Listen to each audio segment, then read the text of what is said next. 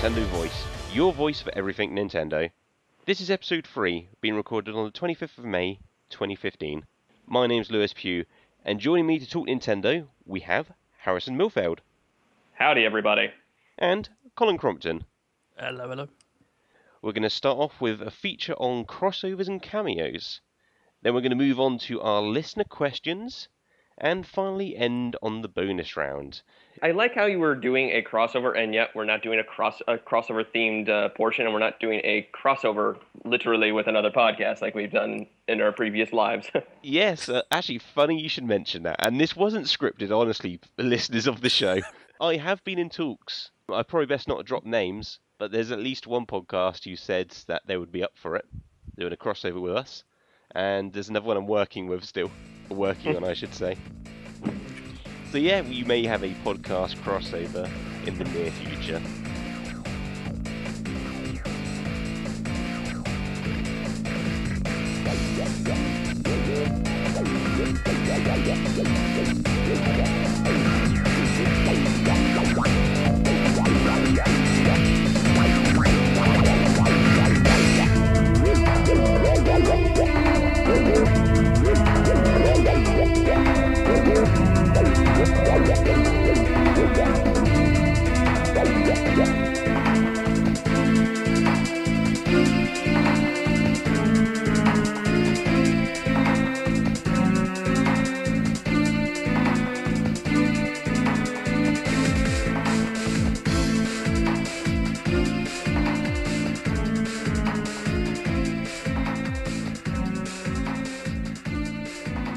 However, let's jump into our crossovers and cameos.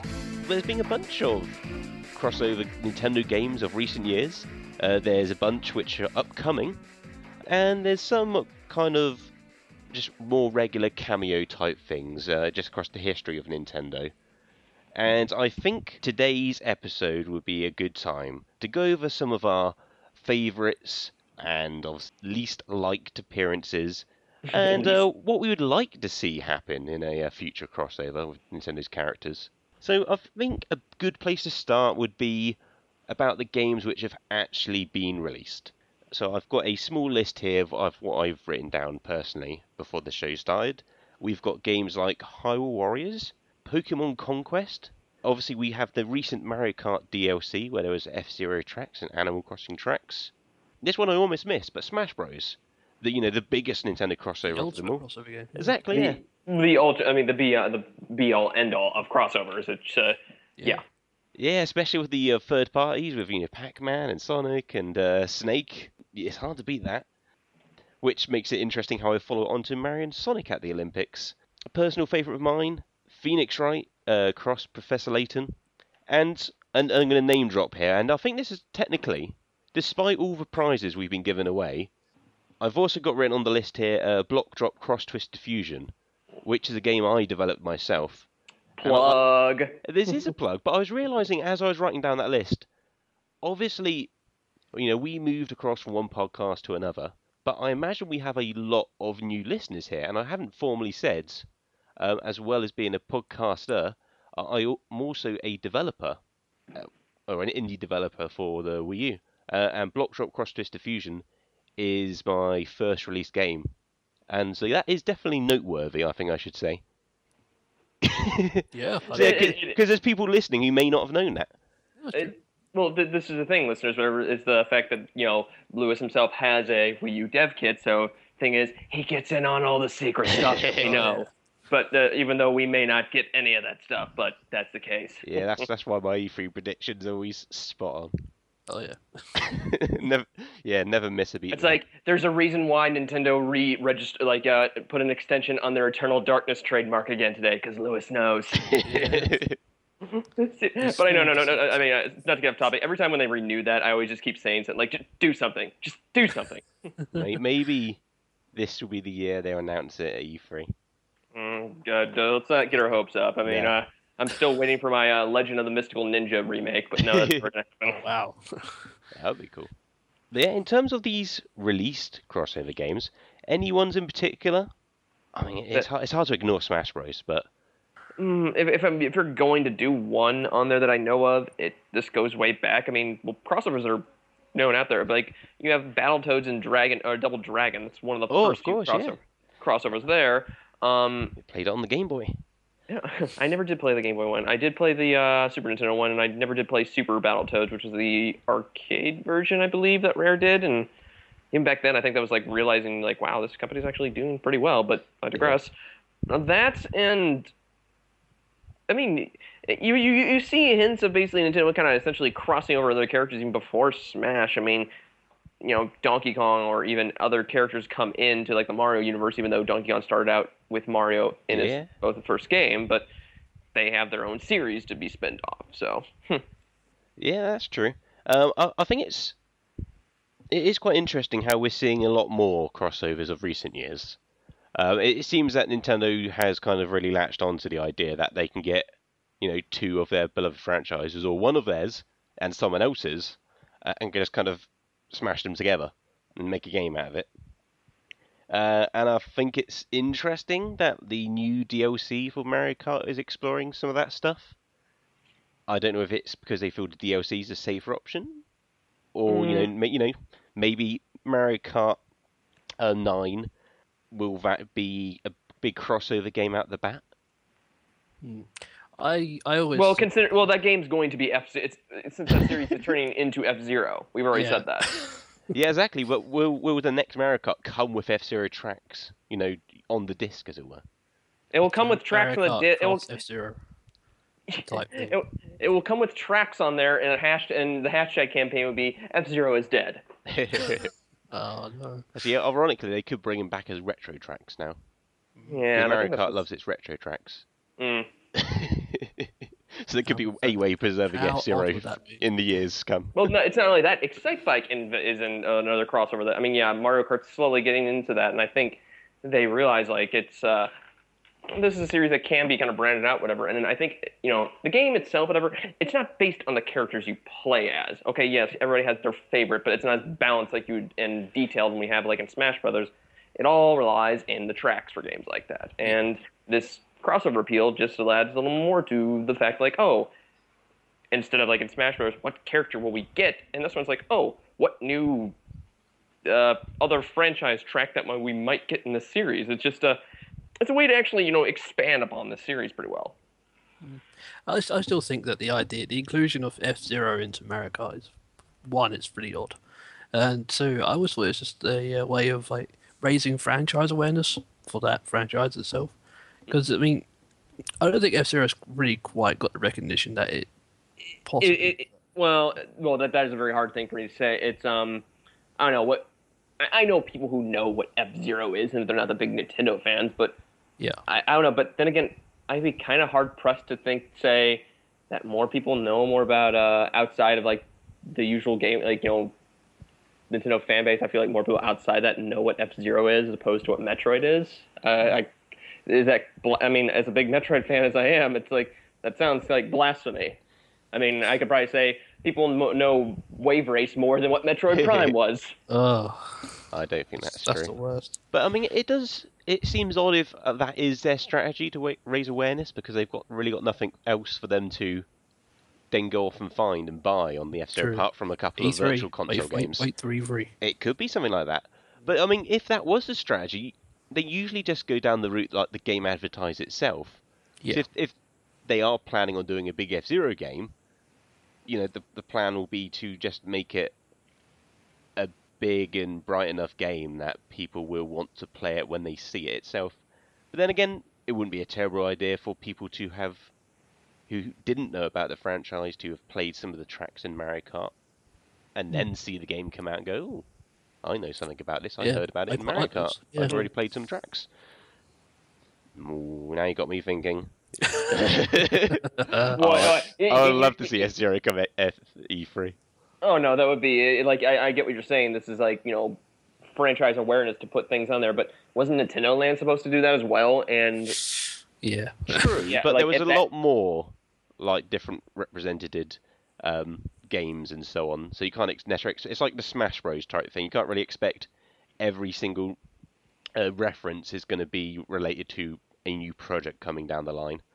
Well, I mean, that's what kind of helped out with Fire Emblem though and Melee. I mean, the series had not been seen a release here in the States, and those actually helped raise awareness to actually get those games. I think whatever released here, finally the series to come here. That's right. I mean, I remember playing Melee and thinking, oh, well, yeah, I got my first Fire Emblem game. I can't remember which one I got first. But I was searching for Martha Roy. I thought, where are these characters? You know. And then you read the backstory. It's like, oh, okay. They're in the Who first are game. these Japanese sword wielders? They don't look like they're from Zelda. Where are they? It's like I don't remember these characters from any Zelda titles. Yeah. And it makes me think what they think about Shulk, though. If some people are like, who is this? It's like, Yeah. I'm trying to think, like, who is this like blonde-haired person like that just jumped from Final Fantasy? No, that's very true. Yeah, it is a very strange inclusion, Shulk, as much as I like the game and him. I am glad they added him, but yeah. There must be loads of people who didn't know who he was. But no, I know when I was playing as him, whenever on reaching game session, I had friends ask me like, "Who's this guy from?" And like, it's like, "Oh, he's from this Xenoblade series, a Japanese JRPG." And no, they are able to. It's a little interesting to discuss more into it, but I don't know. It's but back on like the whole idea of crossovers, it's just what are the ones that you think like we just worked the best that wasn't named Smash Brothers? Well, I think personally, Phoenix Wright versus Professor Layton. I can just see. Not necessarily because it's what you necessarily think of for a crossover game. It's not even necessarily like the two characters fighting in any sort of way or anything like that. It's just their gameplays are kind of similar, and the characters are almost similar in a way. Yeah. But it's just the sort of thing that it's like the work of fan fiction, as it were. But someone rolled with it, and not only did that, they pumped like huge production values into it. And it's the sort of thing that if you happen to like one of the games, it's pretty cool. If you happen to like both of the games, then it's tremendously cool that they did this. And I kind of just fit in that very niche camp. So yeah, personally for myself, that game is really awesome. I mean, it seems like a very natural type of crossover, whereas Mario and Sonic at the Olympic Games seems very forced to me. Yeah, that sounds more like a corporate chill of a game. Yeah, it's like, what do we do with these characters? The Olympics. That's what's around the corner. Yeah, that's a fair fight, isn't it? Yeah, the plumber and the hedgehog who runs at the speed of sound. I've played the first Mario and Sonic Olympic Games, and it's just you do a sprint, and it's like, why isn't Sonic just winning it in 2 seconds flat? I don't know. Didn't make any sense to me. Like that series sold tremendously. At least the first few releases did, and I obviously did it. I guess one purely based off just how well the Wii was doing, and it was just good mix of just brands in general, as well as just being a casual game opposed to like something for the hardcore audience. But personally, I think it's a shame that the games, at least personally, weren't better. Because it's not a bad recipe, a mini-game collection of Mario and Sonic competing with, again, in sports and so on. That's got a recipe for a good game there. Well, it's the execution that didn't really work out. I mean, like you said, the first one sold well, and really nothing changed that much, I believe, from each iteration, aside from like, okay, you had Mario and Sonic the Winter Games, Mario and Sonic in the Summer Games. Every subset. Well, I'm trying to think how many we've had. We've had Beijing. Too many. The Beijing, Vancouver, Beijing, Vancouver, London, and Sochi. Okay, let's just say after the first. I mean, I know it's 2 games, but they didn't really spice up the variety in terms, or like make it differentiated as far as a party game. Yeah. On top of that, I mean, I've played a couple, and I've never owned any, but it always seemed like they weren't necessarily greatly polished, and it seemed like it was this sort of game made by like a mid-tier company rushing it out in like a standard minigame collection for the Wii. But after the first game sold, I believe, millions, why didn't they just pour more money into this franchise? I mean, this could Yeah. have become like a really big like gaming staple. I seem to recall the handheld games having a bit more depth, like an Yeah, adventure mode or I something. never played any of those. I think the first DS game had like a little mini story mode that you could play through. Yeah, But yeah, the as mini for the games always console just games, felt a they're bit always like kind like of a bit mini janky clips. to me. It never felt. I mean, it always seemed like there was a bit too much luck involved when there necessarily wasn't meant to Yeah, be. You know? that's right. Yeah.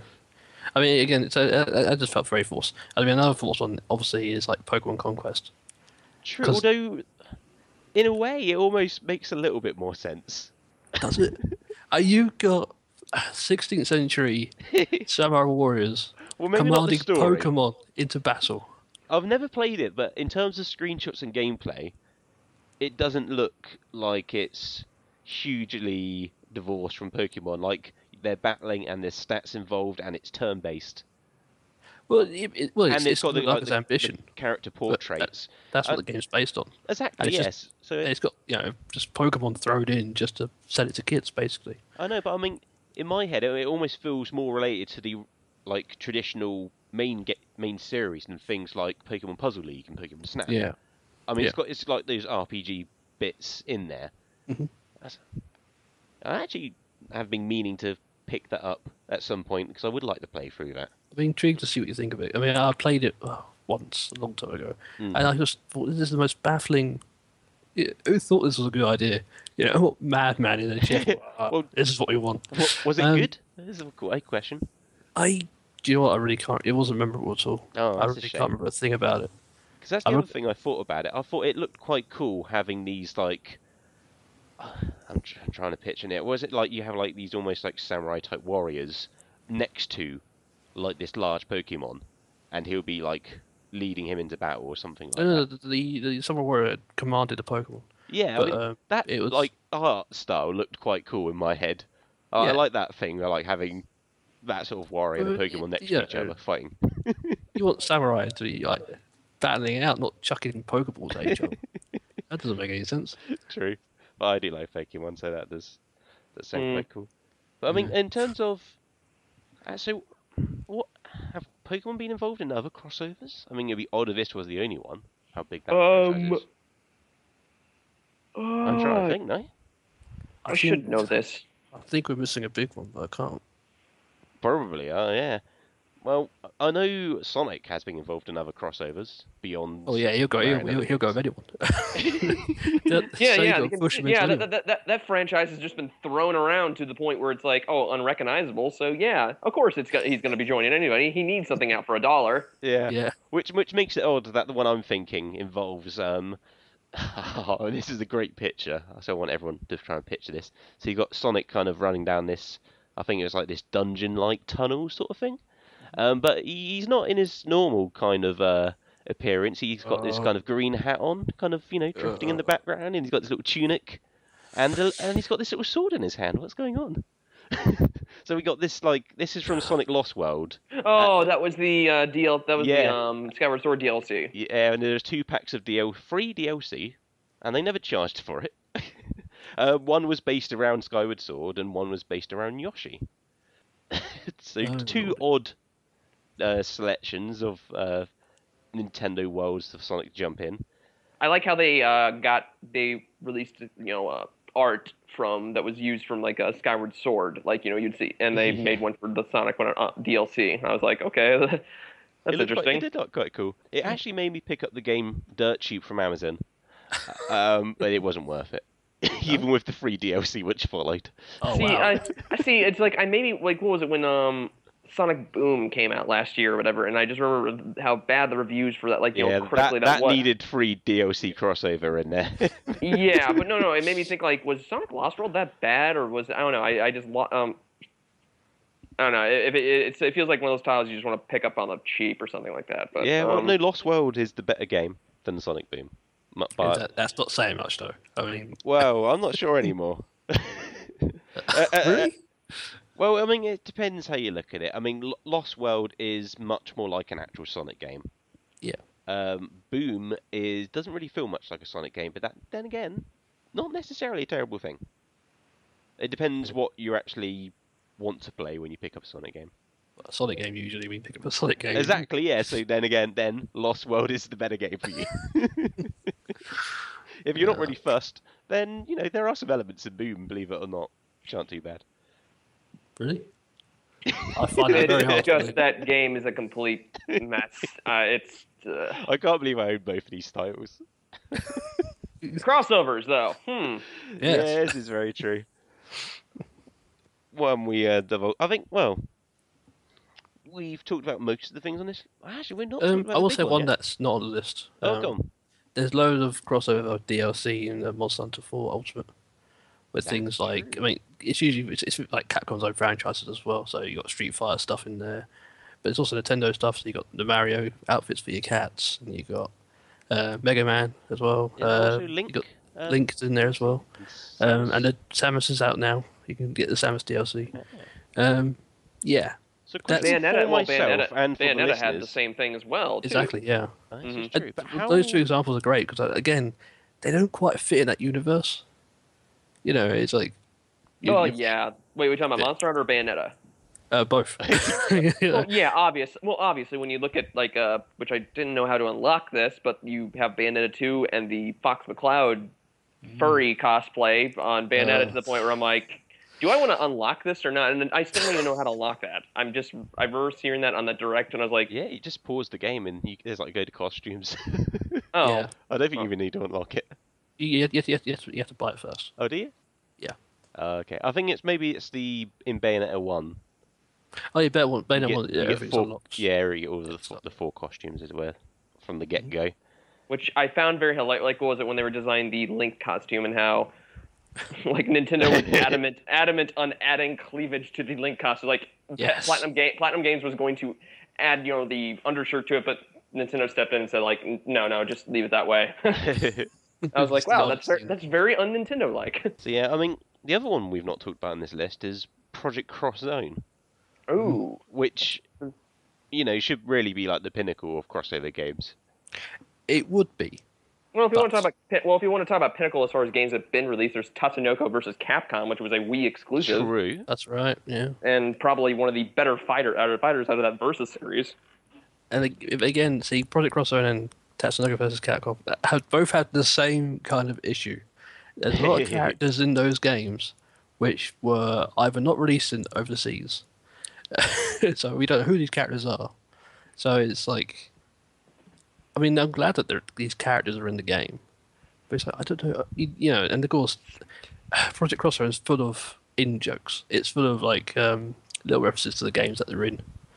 And a lot of these just pass me by. I'm like, I have no idea where you're from, so sure. You keep talking about dimension swapping and whatever. Yeah.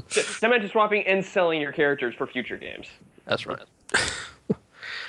So what were the three companies involved in Project Cross Zone?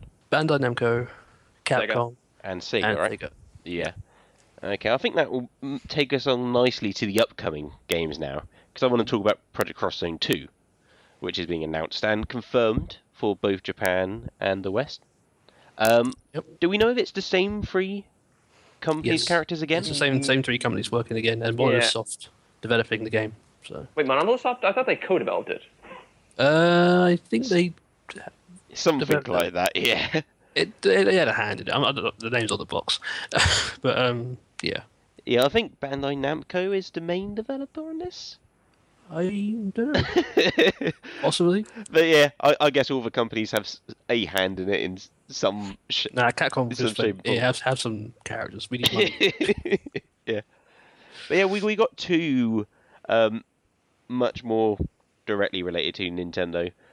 We have Fire Emblem Cross Shimigami, and Pokken Fighters. Yes, Pokken. Which we still don't know much about, aside from... Yeah, aside from it's coming to Japanese arcades. Yeah. He'll get a Wii U port, I should think. I would imagine. But it sounds like it's going to be quite a ways off. I quite like the I watched the latest trailer for that game. It just looks crazy. It's just Pokemon beating the living sense out of each other. It looks quite good. Like, well, not only that, didn't we beat Pokemon Sensely before in the past, whatever? but they fainted. Smash Bros. This is just literally, this is quite visceral. It's like, wow, they're really going to town on these Pokemon. You know, you got Lucario like punching Pikachu in the face, and it's like, Did we not learn from Pokemon the first movie? exactly, fighting is bad. Yeah, even though we use you to fight. Yeah, and at the end of that movie, U2 reversed time, so they learnt nothing. Pointless. Pointless film. It's like, which it's like it's one of those things like, what did we learn, kids? What? Everything in that entire movie was entirely pointless. Now go buy our But I stuff. got a free training card out of it. Oh yeah, I got a free. Which I can't use because of the back is blatantly obvious and shiny. Tragic. Yeah. But now Pokken does look good. Pokken, I'm not sure they call it Pokken or Pokken Fighters. It's interchangeable. I think. But yeah, it seems to have like two different distinct modes of combat. One where your characters are actually more nearer to each other. The camera apparently goes to a more side view, like Tekken. Yep. But when you move further away, you kind of have a more 360 free roam of where you're walking, and the camera's kind of more panned at a 45-degree angle. And there it's kind of based more of projectiles and special attacks, whereas when it's in like this Tekken type mode, it's more, you know, punches and kicks and throws and that type of thing. If I was to equate this to a game, I mean, it's out on the 360 and PS3, but it's I don't know if you guys play the Dragon Ball games, but there's a Dragon Ball game called Ultimate Tenkaichi that uses the exact same system, and that was developed by Bandai Namco. So it's wondering like they just took that same idea and slapped it on the Pokemon. But yeah. All right. So the other game we kind of just brushed over is obviously the Fire Emblem Cross Shimigami game. We brushed over it because we don't really know much about it. That's True. Although we have seen that video. True. The very Japanese trailer. Yes. Very J-poppy. Yeah, it was alright. I mean, I'm interested. There's lots of pinks in there. No. Like I said before, like when I talked to you, it's like, you know, it's a very Persona Q-esque and all that J-pop mix in there, and I'm thinking like, where is the Fire Emblem in this? Because I think everybody assumed that they were getting a Fire Emblem-esque title, like, you know, as far as gameplay, not something that was going to be like Shimigami. Yeah, I assume that. I'm not sure why now. I'm not sure it was just because that was the first name, like that was the ordering of the names. It was Fire Emblem. Yeah, I was thinking like Fire Emblem gameplay, but they're also going to introduce characters from Shimigami. We realise that it's being developed by Atlas. Exactly, yeah. Atlas not quite known for their strategic RPGs. Yeah. Why get them to make a Fire Emblem game? You know, exactly. Play with your strengths. But now I'm looking forward to that because it looks like a fairly well, at least in terms of people who play a lot of Nintendo stuff exclusively, like a fairly original JRPG experience on the console. Yeah, and most of them for us are on the portable. So yeah, I'm looking forward to finding out. I think what they should have done is just made a Shimigami Wii U exclusive game and had Fire Emblem stuff as like a... Yeah, well this might have been just how Nintendo did that deal. Like that's what they wanted, and this is what they got. We need the name Fire Emblem in the title. So. Yeah, and that's how they're selling it to us. Maybe. Well, I'm a lot more interested than if it didn't have Fire Emblem in the title, to be completely honest. I would have gone either way because I loved it. Shimigami. Well, yeah, I mean, I should have, and lots of other people should do that as well. But I mean, a lot of the time we do just stick to our Nintendo, you know, our faithfuls and what we know is good. If it doesn't have one of those classic Nintendo franchises on there, then we may not get it straight away, and then we may forget about it. So sometime. Yeah. Okay. Are there any other upcoming crossovers that I've not mentioned here that we're aware of? You've got See, crossovers are more prevalent now than they were before, mainly because Nintendo's way of getting developers on side is by letting the use of their IP. Yeah. But I can't think of any in the immediate future that we know of anyway, at least. Well, if they do anything, like if they did like an Amiibo World type thing, that would count. Because obviously, if they worked on the Smash Amiibos, then they're just playing with the Smash characters, and there we go. That's a whole bunch of different Nintendo franchises already. That of course, Chaos though. That game was made because you have because that means like third parties could create their own or bid to have their own amiibo created, and it'll create even more rare amiibo, and the world will just shut down. Yeah. No, not just the world. The internet servers would shut down. Not just the world. No. I actually I actually ordered a Zero Suit Samus amiibo through German Amazon website. A friend of mine mailed. I had to pay like $5. That was the only one I wanted out of that wave because they're coming out earlier in Europe as opposed to here in the States, and I was like, screw it, I'll buy that. And I think at that point I realized I can't do this hunting. It's like I only just want one that I really like, and that's it. And all these scalpers, but it's the amiibo, like an amiibo Skylanders or Infinity game that needs to happen. It needs to get at least more purpose to these collectibles that have, these things that have become collectibles. Yeah, do you reckon oh, actually, I think we're kind of gradually moving from our upcoming to our what we would like to see crossovers. Do you think there's any chance that we would see like some sort of Mario or Mario Sunshine-esque and Splatoon crossover in the future? It'd be a perfect marriage. I don't know what the game would be. We did. I feel they want to do stuff with that new We did forget. franchise. We did forget one upcoming one that's Puzzles and Dragons. Oh, that's right. Of course, yeah. Yeah, which of course I'm still trying to eye myself if I want to pick that up or not. I have it ordered. So. I downloaded the demo like a few weeks back, and I've not even played it yet. Really? Oh, it's very good. It's highly addictive though. It's like, it's really is one of those what will go type games, For So someone who really likes like Pokemon Puzzle League, would that necessarily I've lean not me either played way that, on this but game? I'm Fair guessing enough. it will. Oh, I mean, okay. the closest I can equate to, if you have that game called Puzzle Quest, this is very similar to that. Okay. Plays Puzzle Quest. But yeah, so it's I played up the demo, and then immediately after playing the demo, I went on to order the game. It's like the perfect demo to, make you want to play this sort of thing. So yeah, I've got that on its way, which would be quite interesting to try out. Yeah, it's pretty cool. And with Nintendo's announcement of making games for mobile later on down the road, any chance we may see them leaning into other well-renowned mobile developers? And So you think they're going to take like the top 5 biggest? Yeah, mobile and games of that essentially year saying, and just say wink, wink, nudge, nudge. is that Here's make Mario. that game again, but you're Throw Mario allowed to use somewhere. Mario characters this time round, a bit Mario in the name as well as what the Oh franchise no, is. I'm getting that really bad vibe of like, hey, here's Angry Birds Yep, Mario that's edition. what I was Like, Oh no. no. But I'm hoping it wouldn't be something as, but I don't know, as Do you want Oh to wait, no. using like Mario faces, but maybe they'd use the bombs or something in the slingshots No, I at least. just realized something. Not with Mario characters, with Star Fox characters. What, for Angry Birds? Yeah, What I would think you it be could doing? work. Little Arwings Would you or be something. flinging slippies? Well, you're shooting Slippies, I would but play again, that. Yeah. No, and all the pigs are Pigma Dengar from Star Fox. It's his species or something. Or no, it's all the apes, whatever, from Andross's race. Get me ready if you fire Slippy from the slingshot and you get like the sound bites from an N64 game. He's like, help Okay, He just me. flails through the air, yeah, really. That'd be Obviously, great. he's got the That would be ragdoll type, stumbling across everything he lands on. That would be worth the dollar price of me purchasing that. So Just we for that. know how to turn Nintendo around.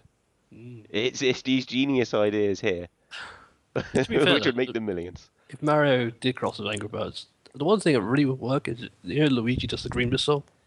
Yeah. That'd be quite a good little move to have in Angry Birds / Mario, whatever I they just would call it. Okay, and this is not necessarily a crossover, but I mean, this could lead to one. Whatever, you take the Paper Mario series, but you combine that with the Zelda series, like have a Paper Zelda or something like that. I don't know. I feel like that would be something. Yeah, I'm take trying- the I'm trying to- concept of the game and Yeah, just that visual style or that design choice that are. I feel like that would probably work pretty well. Yeah, I don't know why in particular, but I've always wanted to see a Paper Metroid game. I'm not sure if it would necessarily, do anything beneficial for the series, or I don't know why, but I just think it would be really damn cute to see a Paper Metroid game.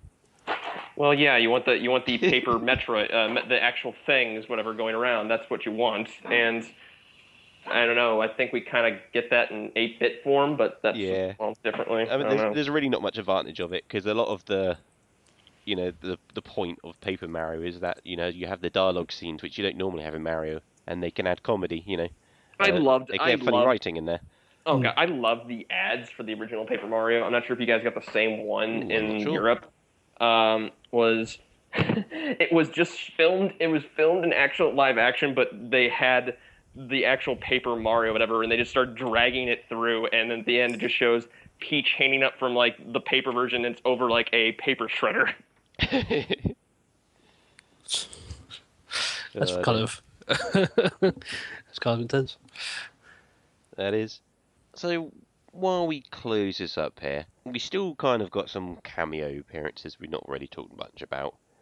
Some names I've written down here. One of them, Super Mario RPG.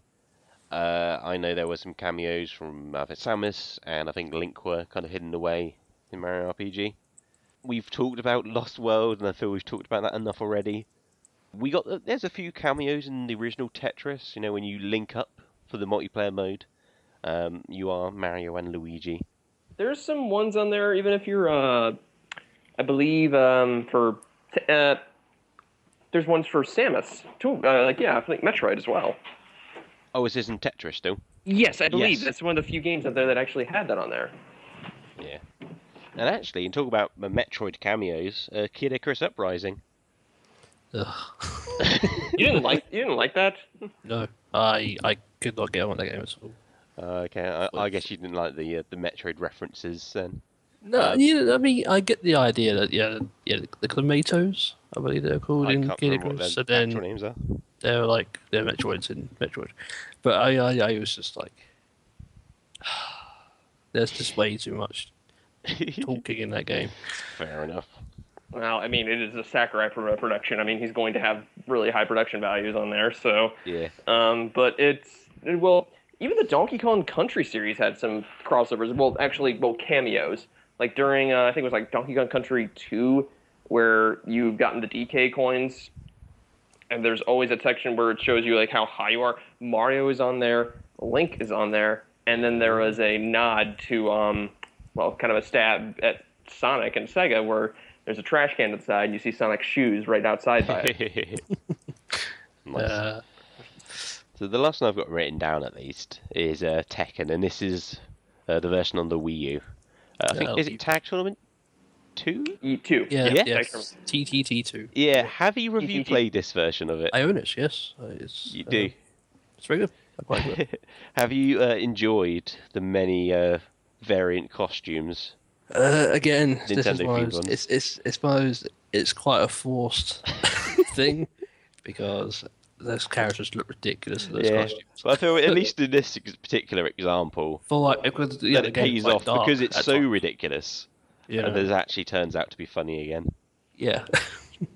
Yeah, because every single character in that game has some sort of Nintendo costume. That's right. Yep. And it's there's a lot of different characters in that game.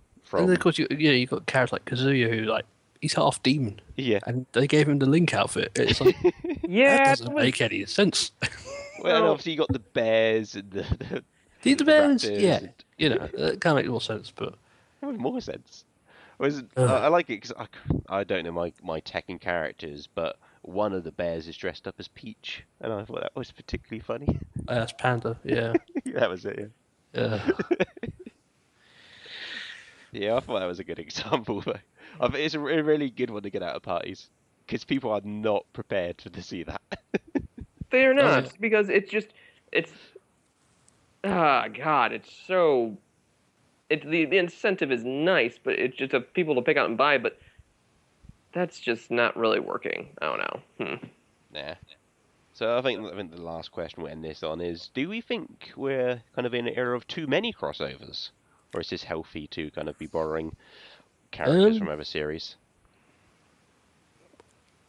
I wouldn't say we're You go ahead, Colin. I would say yes, maybe. I mean, because there's been like a real surge of them lately, and I don't mind crossovers as long as it makes at least some sense. If it fits into, if they could fit into each other's universes in at least a small way, then great.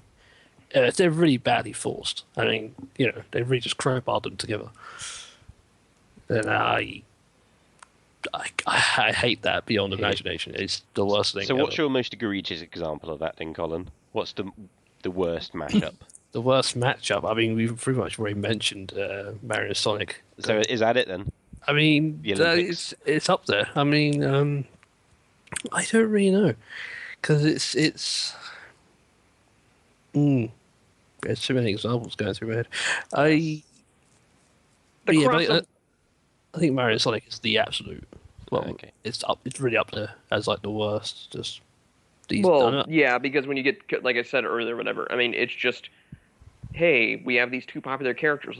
I mean, it makes sense, but it's just the way you put something behind, like, oh, not make an original game based on it. Like, we have to put it on a concept such as the Olympic Games that is another other entity. So you have three separate entities into one, whereas you just not have the two entities such as Mario and Sonic and create a world for them. You're just blatantly copying, like doing a paint by numbers of a game where, hey, we have this Olympics game for kids. Let's just put these Mario and Sonic characters in here, whatever. Hopefully it sells. Yeah. Okay, then we'll move on now to listener questions.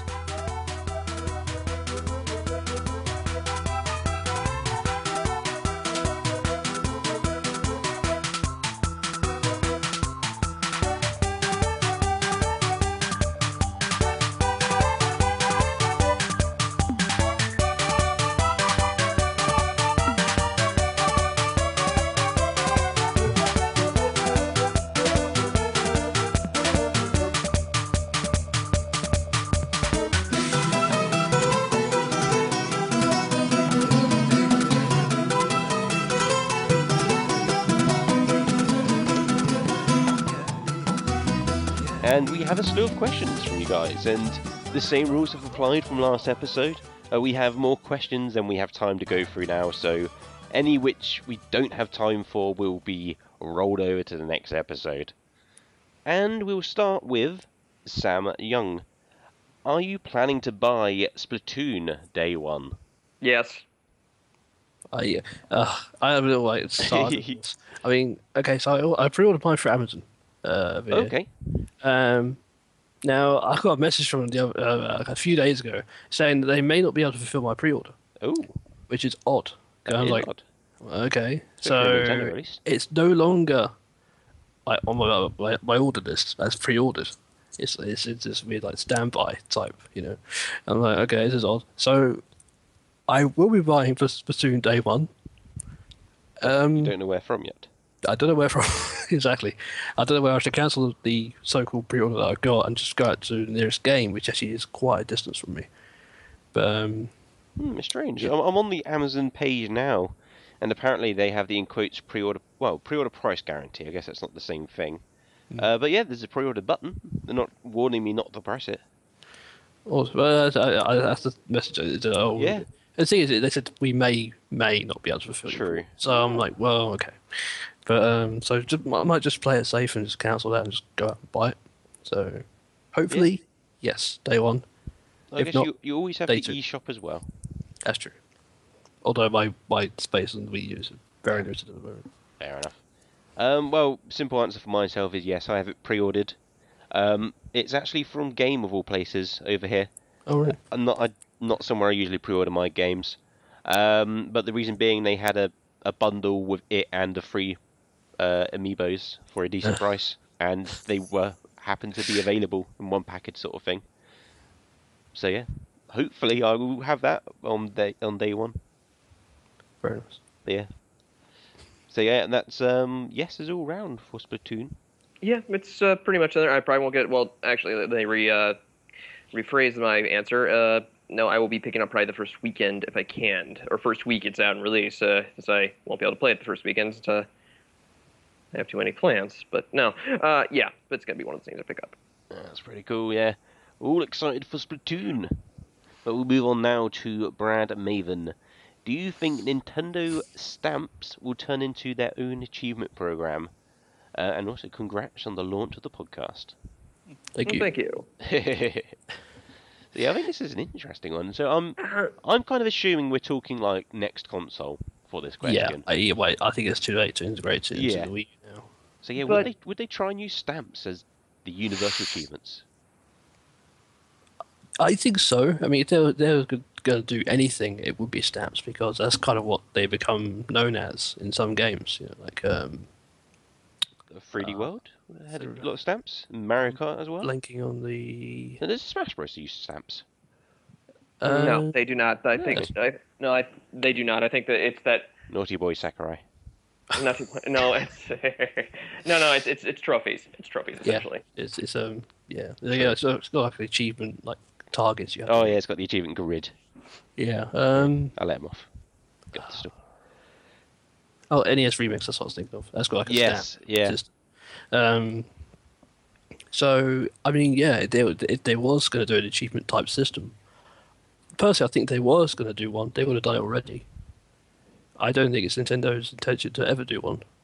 Yeah, that's the other thing. And it's a bit of a shame, even though I'm kind of a love-hate relationship on the achievement trophy system, mostly because people say it gives you that opportunity to go back and do these things that you probably wouldn't actually think about doing. But its thing is like, I like that idea of doing something that I haven't uncovered, But then again, like uncovered without the fact that like, oh, this is coming up. I mean, then again, most achievements out there, they have secret achievements to avoid from spoilers. Then again, some companies don't do as much like protecting that. Here in this one, it's you finish a game, and your idea of going back for it is its replayability. Most of the time, people will go back to achievement hunt. Yeah. That's a cross check. I mean, there's nothing wrong with it. It's just how it's implemented in today's world right now is just, to me, I feel like it's not as worth it as I could probably think about. And in the case of these Nintendo using stamps, it's an interesting concept that they started with Mario, like a 3D world, and did Mario Kart 8 have them? I don't remember them being in there. Mario Kart 8 stamps. Okay, you're right.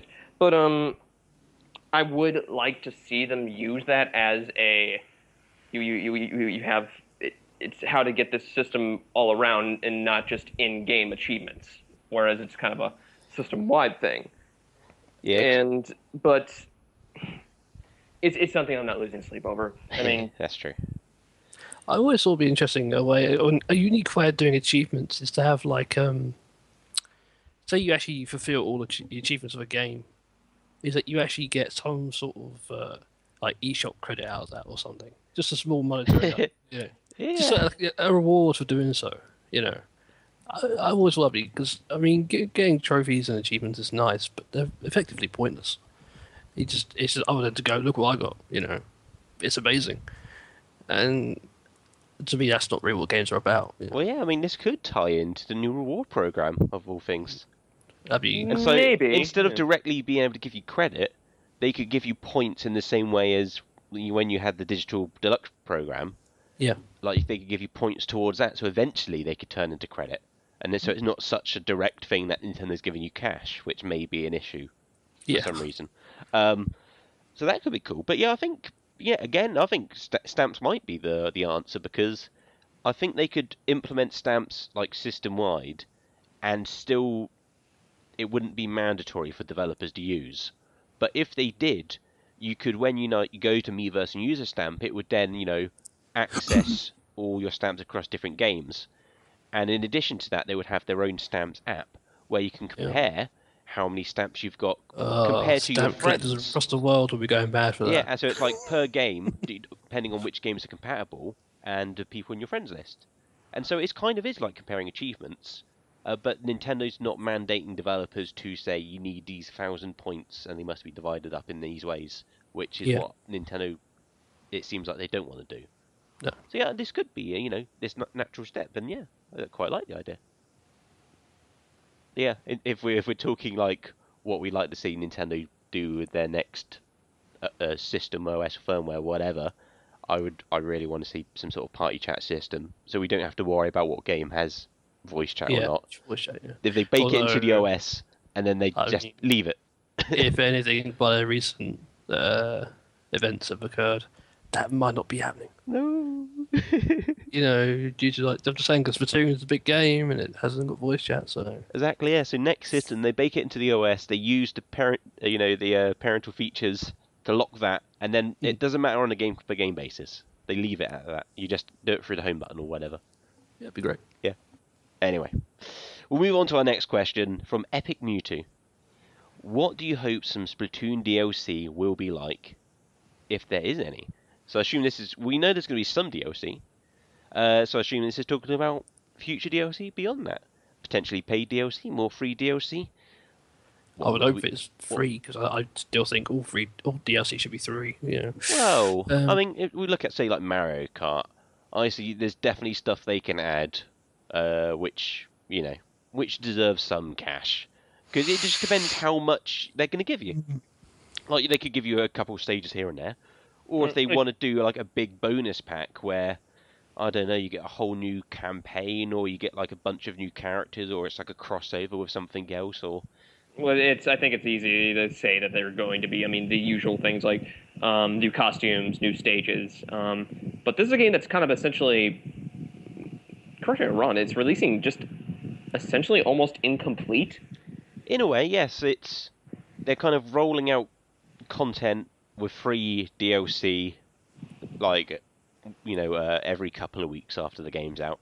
You know, it was like when they showed this game at last year's E3 in 2014. It was reported that the game was only 10% complete.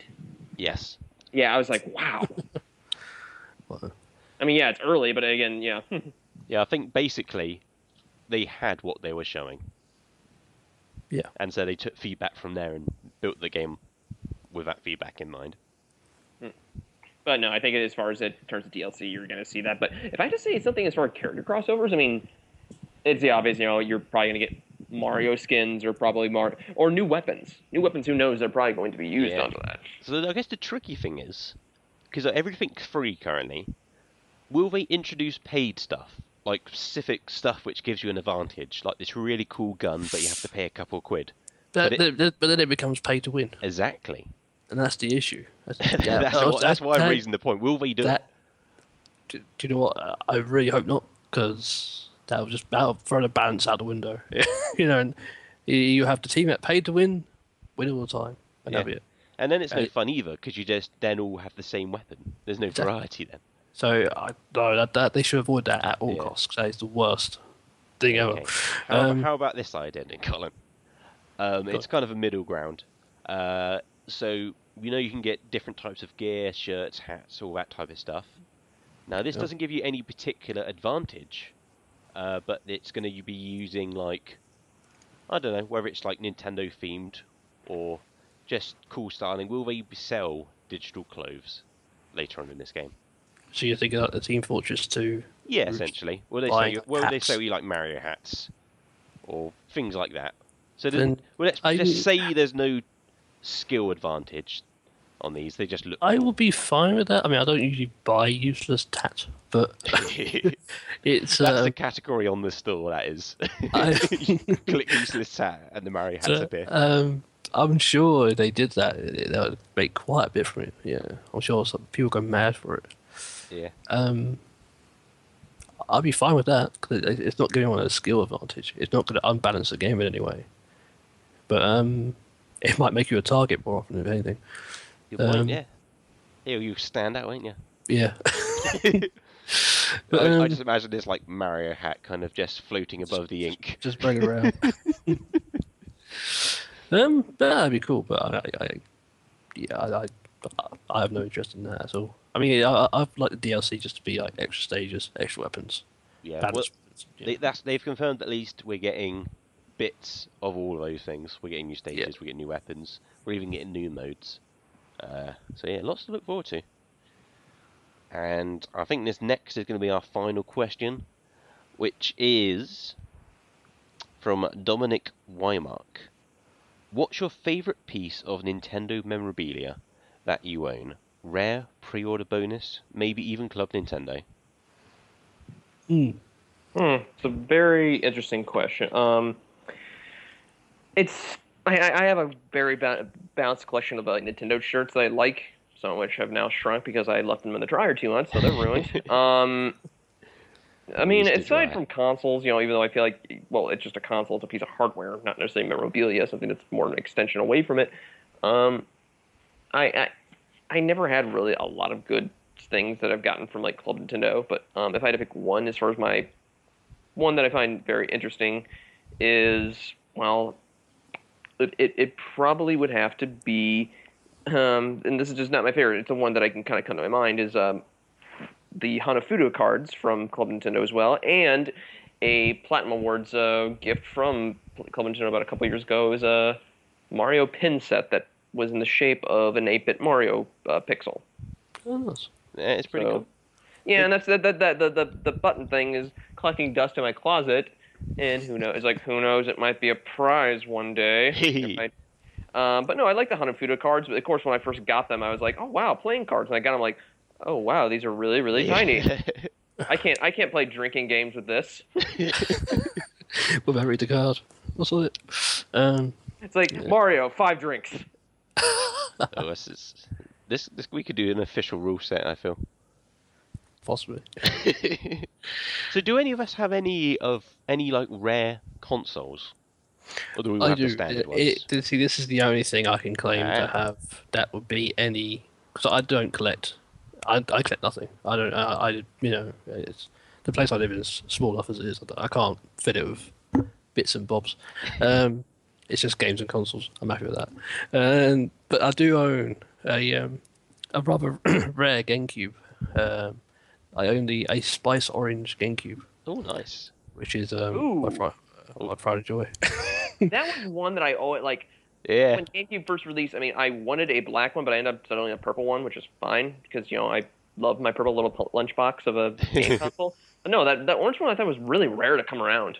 It was. Oh yeah. I mean, I sort of inherited it from my older brother. He got it, and he just didn't want it anymore, so I said I'll take it off him. But yeah, I still have that, and that's the only thing I have that's worth mentioning, I should say. No, it's cool. And I always wanted at least the Spice Orange controller, but it was something about that particular colour. It's just how bright it was. I'm not sure, but yeah, it looked really good on the ads at least. But yeah, for myself, does Dev Kit count? That's quite cool. Yeah, that's very cool. I can't describe it, but it looks quite cool. Does it look like a Wii U? You're cheating there. I've got to be very careful how I answer that. That's true. Does it look like a Wii U? It doesn't look exactly like a Wii U. I think that's safe to say. But I won't say any more. The Nintendo ninjas will come after you. They will. Take me away. Trying to think. I mean, I don't own any of the rare consoles. It's always things I've been meaning to purchase of eBay or something, say, the Virtual Boy or the Panasonic Q or a 64DD. The Panasonic Q would be the one console that I would actually like to own. Yeah, it's a damn nice looking console, Panasonic Q. You use it as a mirror in the mornings, and shaving your face. Yeah. That was one I really wanted to back then, but God, was that? Yeah, that was region locked, wasn't that one? I believe so, yeah. Yeah, never mind. Yeah, well, the regular ones were region locked too, so I'm not sure if the same region trick, because it was just a matter of crossing the wires, I believe, on the GameCube to change it from. I remember. Yeah, I used a freeloader for my. Or you could do that, yeah. But, I do have a few memorabilia bits. Obviously, I guess Amiibos are quite an easy one nowadays. We didn't have that answer to give a year ago, or just beyond that, I guess. Yeah, I've got lots of little Amiibos now. But before that, I picked up, and this is when the Nintendo Online UK store opened up. I got this. It's kind of just over a foot tall, Zero Suit Samus statue.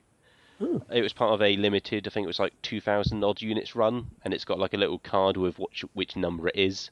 So apparently that must be quite rare, but I think it just looks like quite a cool figure. It sits on my desk next to my dev kit and my computer. Yeah, so that's pretty cool. Yeah, are we all covered in terms of Nintendo merch? Yeah, I mean, well, I mean, I also own a pointless amiibo, but less about You've got the link, right, yeah? I got the link one, yeah, Yeah. and still haven't used it yet. Yeah, well, I have 3 more amiibos coming soon with Splatoon. Oh, you gotta stop buying plastic figures, man. Nah, well, I think the Splatoon ones are probably the most useful ones of them all. Because you Yeah, get We, like we, we, we we will not stop in our conquest for plastic toys. Yeah. Let's have fun. and you get those retro mini games as well. I think that's the best thing about them. I just tried out Amiibo's best bits, and yeah, I like it in concept, but it's come on, you can do more of these things. I know you guys are printing money with them with all these plastic figures, but Yeah. give me more reason for them not to sit on my desk. Can we turn Amiibo best bits into a drinking game? What was it like? What game comes out of it? Like, yeah. or you have to finish basically the portion of what the game says in 3 minutes. If not, you have to. Yeah, I know what you're talking about. It's a tricky one. It doesn't give you any challenges. So yeah, they are our 4 questions for this week. And so, Harrison, would you like to pick your favourite question? And this star question will get the Twisted Fusion Beta Access and Digital Goodie Bag. Okay, I will give you the rundown of who we had and what their questions were. We had Sam Young, are you planning to buy Splatoon Day 1? We had Brad Mavin, do you think Nintendo stamps will turn into achievements? Epic Mewtwo said, what do you hope Splatoon DLC will be? And finally we had Dominic Wymark asking about our Nintendo merch. I'm gonna have to give it to the person who mentioned stamps. Okay, that was Brad.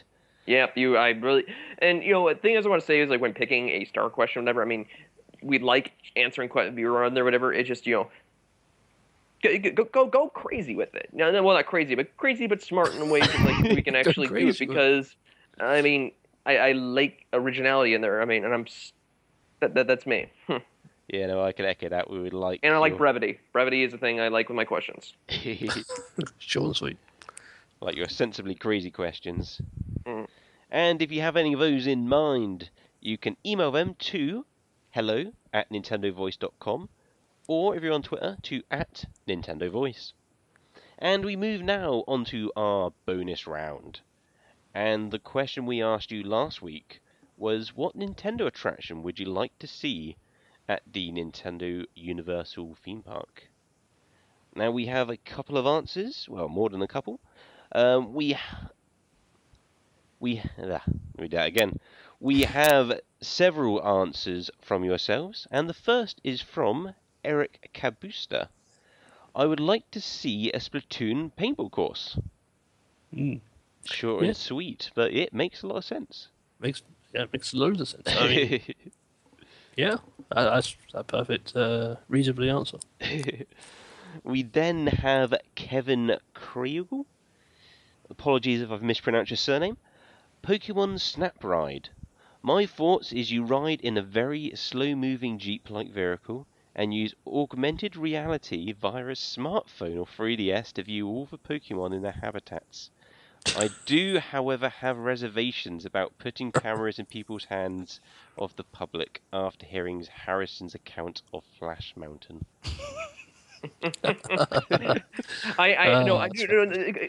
Well, when you look at Splash Mountain ideas, whatever things like that, I find it hilarious how people actually they do staged events where you get photos on there. Like I like the ones where people like pull out there's checkers glued to the checkerboard or something like that. Or there's some good ones on there. There's some really good ones. There's one where guys made up a GameCube. They brought a GameCube and controllers, and they had like a cardboard box with a printed out photo of Smash Brothers Melee on there. And I was like, okay, that's original there.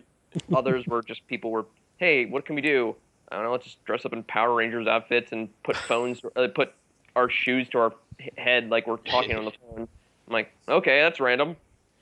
Yeah, I do think the Pokemon Snap Ride would be a popular one. I think there'll be a lot of people on the internet talking about it and it's like sharing their photos which they created on the ride. Would these be used as far as in a VR set that you look to shoot them, or are we getting people dressed up as Pokemon where they kind of at random and they're like, take your photos?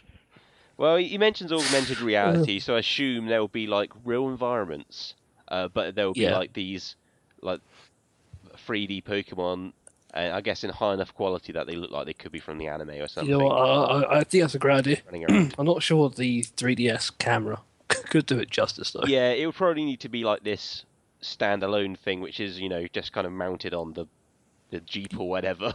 Yeah. It'd be pretty cool if you were just going around in Jeeps. I tried to park all over again. Yeah, that sounds like a pretty awesome idea. I would like to check that out if that existed. Our next question or suggestion is from Daniel Fugate. A Splatoon paintball course would be the best Nintendo theme park exhibit. So we've got 2 people here thinking about Splatoon paintball courses. Oops, yeah. It's the obvious choice there, but Well, I didn't think about it, but it's a smart choice, eh? well, it is. But also, you would have to put like an age group, whatever, because I think Good point. limit. Yeah. I mean, have you ever been hit with paintballs? They hurt. Yes, Oh, I've yeah. played paintball before, and it can be a painful experience. Yeah, it probably would just be a kids only section type thing, but it would be interesting if there is an adults only one as well. It'd be interesting how they would actually differentiate it to be Splatoon, unless maybe they should like recreate one of the multiplayer maps.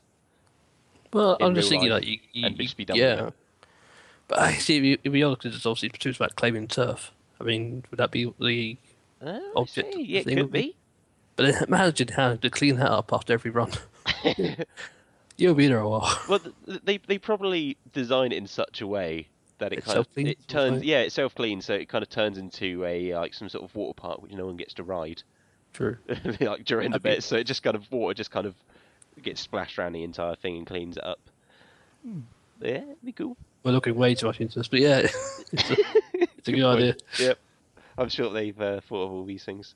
And our final one is from Blaze Flipnotes. Something similar to Superman at Six Flags, but Kid Icarus related. I'm not familiar with that Superman No, ride. I was hoping someone. Do you know about this, Colin? There's several ones. No idea. I was hoping it would make sense to someone. There was one that just goes. I think I remember the time. I think I was little. It was like, God, I think I was like 17. It was like late 90s, and they mentioned something about a ride, how it was just a straight shot up. Like, there was no twists and turns, whatever. And at the time, it was like the fastest like roller coaster at the time, whatever, going at least near 100 miles per hour. And it was like Superman, like Power of Tower or something like that. It was just it's runway and then just loops straight up, and you just go back down backwards. So Pretty cool. Well, I'm looking at some images of the Superman ride, and it looks insane. So Can That's you right, yeah. think of anything which would It looks necessarily just lend itself to be it turned looks into just like Kid a roller Icarus? coaster, but I mean, You reckon Blaze is possibly thinking about having all the voices from Uprising oh god no. chatting away to you Oh no. as you're doing loop to loops and so on? Well, that would actually kind of work. I It feel. would, I mean, Because yeah. Uprising kind of is like a roller coaster ride during those flying segments. the flying sections, yeah. That's right. Yeah, I can see it working. but, Yeah. I mean, it's wow. Yeah, it looks insane. So maybe. I think it's making a lot more sense to you now that you're looking at some of the pictures. So, Colin, with that in mind, what is our star answer here for the bonus round? Well, I mean, just for the image of the Pokemon Snap, it has to go to Kevin Kriegel. I mean, I thought it was just quite good. I mean, the idea of being in a slope. I mean, I'm guessing these jeeps are on tracks. So all I've got in my head is Jurassic Park at the moment. Exactly, yeah. Jurassic Park, but with Pokemon. With Pokemon, it's just humorous. So yeah, that's Yeah, that. oh, that'd be great if the. Oh, I mean, we've declared Kevin the winner, so I think it's okay if we make a tangent and talk about his idea for a bit. But I think it'd be great if they scripted it in a way that the setup is that you're going to go on these jeeps and take some pictures of Pokemon. But halfway through the ride, it basically turns into Jurassic Park in the way that something goes wrong in the Pokemon Snap tour, and like there's the legendary Pokemon come in or something and just like start wrecking havoc. and it turns into like a bit of a Yeah, roller well, coaster. You're trying to realize whatever to the point, that quote that Ian Malcolm said, whatever, like it's like when John Hammond said, like, when Disneyland first opened, like nothing worked, and it's like, yeah, John, when the Pirates of the Caribbean breaks down, the pirates don't eat the tourists. And in this case, I hope the Pokemon don't eat the tourists. I mean, that'd be really cool. If David did get that, Charizard pop out. it wouldn't work because I mean, that might damage the image of Pokemon a little bit. But yeah, that'd be quite good to go on. I've already seen realistic depictions of Pokemon from some deviant art Yeah, they can be people, freaky. and those are terrifying. Yeah.